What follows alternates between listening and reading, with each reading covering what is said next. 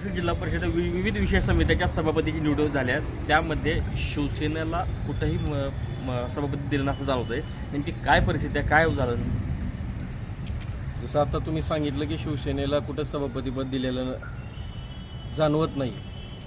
100% त्यांचा प्रश्न रास्त आहे. मी जिल्हा परिषदच्या सदस्य माझ्या आई सुवर्णा सतीश पाटील यांचं नाव सभापतीपदासाठी 12:40 सुवर्णा सतीश पाटील माझ्या मातोश्रीचं नाव हे जवळजवळ फिक्स होतं.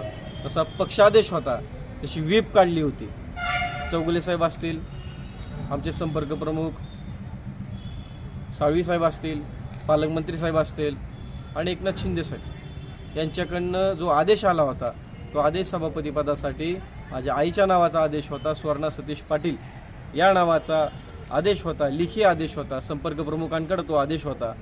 ह्या आदेशाला पक्षाची आदेश डावलून काही स्थानिकचे पदाधिकाऱ्यांनी चुकीच्या पद्धतीमध्ये निर्णय घेऊन चुकीच्या पद्धतीमध्ये कुठेतरी कान भरवून फक्त 10 मिनिटामध्ये हा अन्यायकारक निर्णय एका शिवसैनिकावरती झालेला आहे.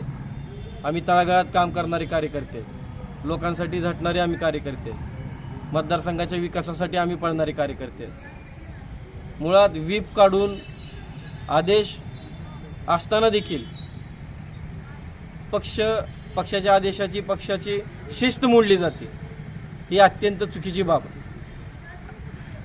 माझ्यासारखे अनेक तरुण राजकारणामध्ये येण्यासाठी घाबरतात. त्याचं हेच कारण आहे की कुठंतरी कोणाला तरी वरचढ व्हायची भीती असं वाटत असणार आहे. त्याचं कारण काय मला माहीत नाही की कुठल्या गोष्टीमुळं अवघ्या 10 मिनिटामध्ये माझं आईसाहेबांचं सभापतीपद कॅन्सल केलं, तिथून नाव कट केलं. मी माझ्या पक्षाशी प्रामाणिक आहे. आम्ही तिथून आलो, मतदान केलं आणि आम्ही आमचं तिथून निघून गेलो. परंतु गेले 4 दिवस झालं पक्ष आदेश काय होता, पक्षशिस्त काय होती, व्हीप काय होतं हे चौगुले साहेबांनी स्पष्ट भूमिकेमध्ये सांगितलं होतं. आज आमच्या लोहारा तालुका होऊन प्रचंड वर्ष झाली. मागच्या कधी काळामध्ये उपाध्यक्षपद मिळालं होतं. उपाध्यक्षपदाला देखील मी त्या पदासाठी मी इच्छुक होतो. माझं नाव देखील त्या ठिकाणी चर्चेत होतं. परंतु सिनियरिटीमुळं मी त्या ठिकाणी माघार घेतली आणि उपाध्यक्षपदाला आम्ही उषा काकींना पसंती दिली. परंतु सभापतीपदाबाबत बी जर अशा गोष्टी होत असत्यात तर भविष्यात इथल्या तरुणांचं राजकारण काय, हा देखील प्रश्न. शिवसैनिकावर अन्याय आहे. नेमकं पक्षाची शिस्त कुणी मोडली? असे कोणते पदाधिकारी होते ज्यांनी पक्ष आदेश डावलला आणि या ठिकाणी सभापतीपद चुकीच्या ठिकाणी गेलं, जे कुठल्याही पद्धतीमध्ये निवडून आल्याच्या नंतर ते शिवसेनेच्या आमच्या गटामध्ये नव्हते. अशा लोकांकडे सभापतीपद देण्यात आले. शिवसेना नेते एकनाथ शिंदे असतील, पालकमंत्री प्रतापजी सरनाईक असतील यांनी तुमच्या नावावरती शिक्कामोर्तब केला होता आणि तुम्ही त्या संदर्भात आपण अर्ज देखील आपण घेतला होता. नेमकं त्या 10 मिनिटात काय झालं, त्याच्यामागे कोण अदृश्य शक्ती आहे असं वाटतं? तुमची आता पुढची भूमिका काय? पक्षाने शोधायची आहे. जर अशा घटना जर घडत असतील तर शिवसेनेमधले कार्यकर्ते, शिवसैनिक कसे पुढे जाणार आहे? लोकांची सेवा करण्यासाठी काही ना काहीतरी स्कोप लागतो. आज त्या पदापर्यंत जाण्यासाठी प्रचंड मेहनत आम्ही घेतलेली असते, काम केलेलं असतं, लोकांची मनं जिंकलेली असतं, काम करायची पद्धत आम्ही केलेली असते, लोकांनी विश्वास आमच्यावरती टाकलेला असतो. आता त्यामुळं भूमिका काय तुमची आता? मी माझ्या लोकसभा प्रमुख पदाचा राजीनामा मी माझ्या पक्षशिष्टांकडे देत आहे व जिल्हा परिषद सदस्याचा देखील मी राजीनामा या ठिकाणी देणार आहे. लोकांनी मला त्यांच्या कामासाठी निवडून दिलं आहे.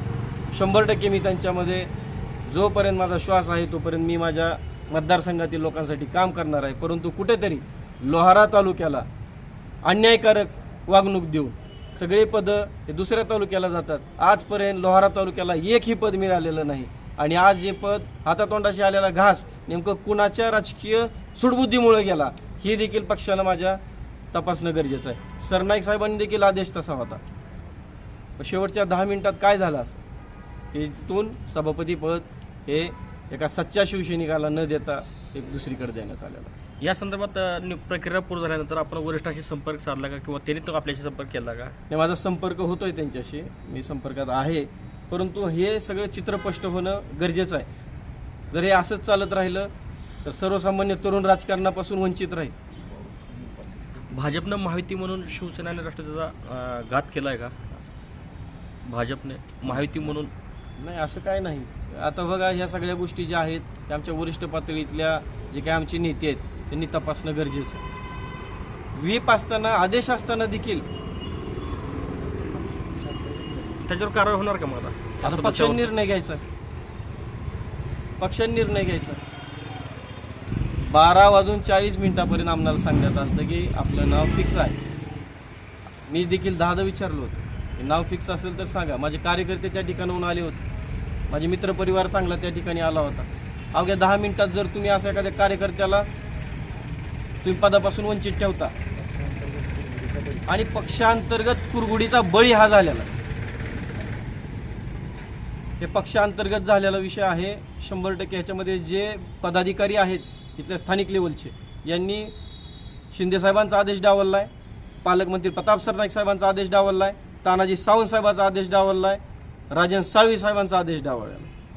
तुम्ही राजीनाम्यापर्यंत आलाय, मग ते पदाधिकाऱ्याचं नाव का घेत नाहीत? कोण आहेत ते पदाधिकारी? 100% घेणार आहे मी. का घेत नाहीत? तुम्ही राजीनामा द्यायची तयारीत आहे, तितके मी राजीनामा देणार आहे ना. मग नाव का घेत माहिती नाही? आहे. मग ते नाव आता कसं आहे, नाव घ्यायला मला काय, मी काय कोणाला घाबरत बिबरत असला विषय तुम्हाला माझा स्वभाव माहिती आहे. योग्य वेळ आली की सगळा पिक्चर मी क्लिअर करणार आहे. जर अशा पद्धतीने चालत असेल तर 100% या ठिकाणी आपली शिवसेनेला अवघड आहे भविष्य. ती योग्य वेळ कधी येईल? योग्य वेळ कधी येईल ती? लवकरच योग्य वेळ येईल. जय हिंद, जय महाराष्ट्र.